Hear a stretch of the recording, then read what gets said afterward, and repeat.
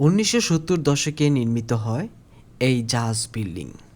বাড়িটি নির্মাণের পর থেকে এটি টাঙ্গাইল শহরের একটি অন্যতম প্রধান ল্যান্ডমার্ক বা পরিচিতি স্থানে পরিণত হয়। বাড়িটির মূল আকর্ষণ হলো এর স্ট্রাকচার বা ডিজাইন। নকশাটি এমনভাবে হয়েছে যেন মনে হয় এটি বিশাল জাহাজ মাটির উপরে নঙর করে আছে। জাহাজের সামনের দিকটা যেমন সোচালো থাকে, এই বাড়ির এক পাশ ঠিক সেভাবেই তৈরি। জাহাজের ডেকে যেমন রেলিং থাকে, এই বাড়ির প্রতিটি তলার বারান্দায় সেই একই ধাঁচের গ্রিল ও রেলিং ব্যবহার করা হয়েছে। এটি মূলত একটি চারতলা ভবন। ওপরের তালাগুলো নিচের তালার চেয়ে ক্রমশই কিছুটা ছোট, যা জাহাজকে একটি সুসংগত লুক দিয়েছে।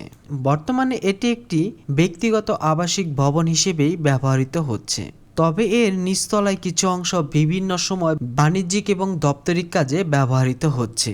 এই জায়গাটি জাহাজ বিল্ডিং নামে খুবই পরিচিত এবং আশেপাশে আরও কিছু স্থান আছে খুবই পরিচিত, যেমন capsule market, computer market, Aziz plaza, Nirala মোড়। তো এইরকম আরও বেশ কিছু জায়গা এখানেই আছে।